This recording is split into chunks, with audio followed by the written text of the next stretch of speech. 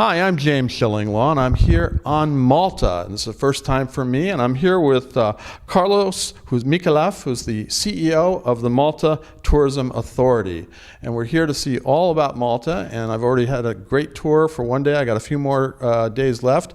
And we'll talk to Carlo here about what there is to do in Malta, how you can sell it even better to your clients. And you'll find out about all that and more on Insider Travel Report.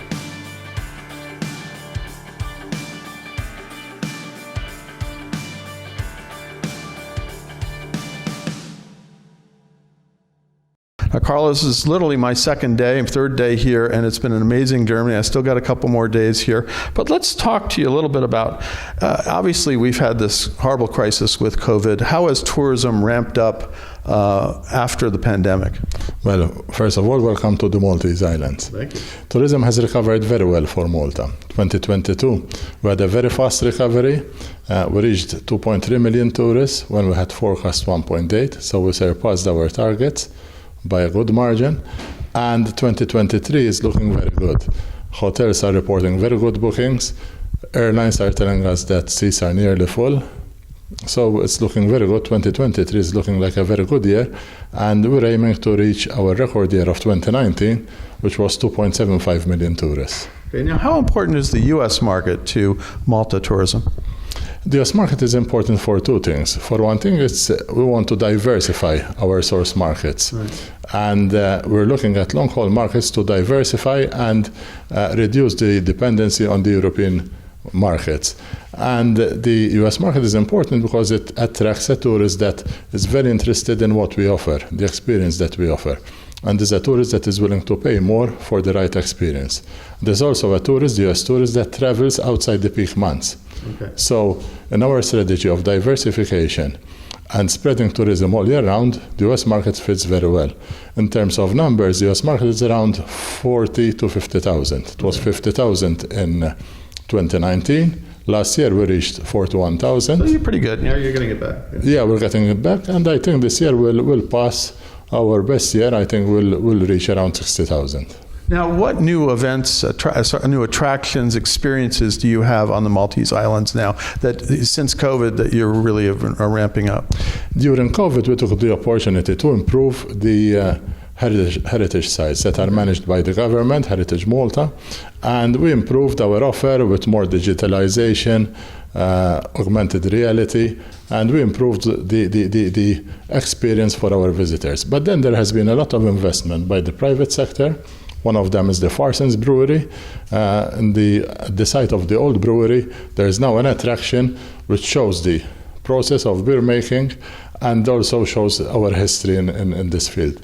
There's been a lot of other investment in attractions by private companies, say the aquarium, there's also the water park for families. There's been a lot of investment. Well, I had an experience to do the Blue Grotto, which is an incredible way to go see these caves, and also your historical sites, your prehistoric sites, which I don't think I didn't even know about. So I got a chance to see that as well, which is there's such a diversity of things to do on the island.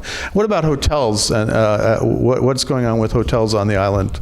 The grottos and the temples are there from hundreds of years ago. Yeah. We did not do them lately. No, they're not the hotels. No. The hotels, we've got new hotels coming up, a lot of old palazzos and even formal villas of noble families have been converted into beautiful boutique properties, each with their own design, taste, a lot of art, antiques in these accommodation hotels. There's also some new brands coming in. There's the Enyala Harbour Hotel. It's a top-notch, top experience hotel on St. Barbara Beshens in Valletta. And there are others. There's a Hyatt Regency that opened 2 years ago, and a few more are coming up. The hotels in Malta are Maltese-owned, but there's a management agreement with a number of brands. I cannot mention some brands coming up, but they will be opening up soon. So you're going to see greater hotel infrastructure here for Malta as you get more tourists, right? Yes, tourism is a key industry in Malta, and investors are seeing tourism as one of the industries in which to invest in. At the moment, we've got around 55,000 beds in tourism, and in collective accommodation. And from what I know from the applications that are in the pipeline, the number of beds will double within 5 years. So we'll have 100,000 beds to fill all year round. Now, one of the ways you've used to promote Malta is events and kind of concerts and all kinds of things. What is coming up in 2024 that's big? It's a whole year calendar of events. Malta is one of the destinations in the Mediterranean that never closes down. So we've got events practically every weekend. There are some who are very niche, like the Baroque Festival in January. There's Carnival in February. Then there are the religious events with Easter and Good Friday. But then there's also a lot of music events. We've got BBC concert in June, Robbie Williams this year in July, I Love MTV concerts in July also. There's a number. Our Joseph Calleja will be singing. Which is the opera singer. Yeah, the opera singer in August. Then there's techno music for the younger generation, trance music. Yeah, you and I will be hanging that for that one. No. I'm always invited for these events, but they're not my scene. Now, is it any easier to get to Malta from the U.S. today? How do you suggest people go to Malta from U.S.? Malta is very well connected to all airports in Europe, practically. More than 100 routes are flying to Malta. And from the US, one can use the hubs in Paris, Amsterdam, London, Rome, Milano, everywhere. There's connections to Malta with Air Malta. There's also legacy carriers like Air France, Turkish Airlines from Istanbul. So it's easy to get to Malta with a connection. But our ultimate objective is to get a direct flight from the U.S. That would be great, and I would have loved that. I mean, Air Malta won't do it at this point, but there are others. I took Air Malta from Berlin in my case, but you can get easy enough connections. But someday, hopefully soon. We're working on that. Yeah, well, so that'll be great because that'll be great for the island. Now, how about the cruise market? I know you seem to have a lot more cruise ships stopping here and even some home porting here, right? Yes, there's home porting with a number of cruise lines. There's the Clipper level, small ships with 200, 250 passengers, but there are also bigger ones like P&O Cruises, who's home porting in Malta, and there are all the major cruise lines in the Mediterranean visit Malta for a port of call. Cruise is important for us because it allows us to promote Malta, to allow cruise passengers to get a taste of Malta. Yeah. And what they see is they want to come back. They like what they see and they come back.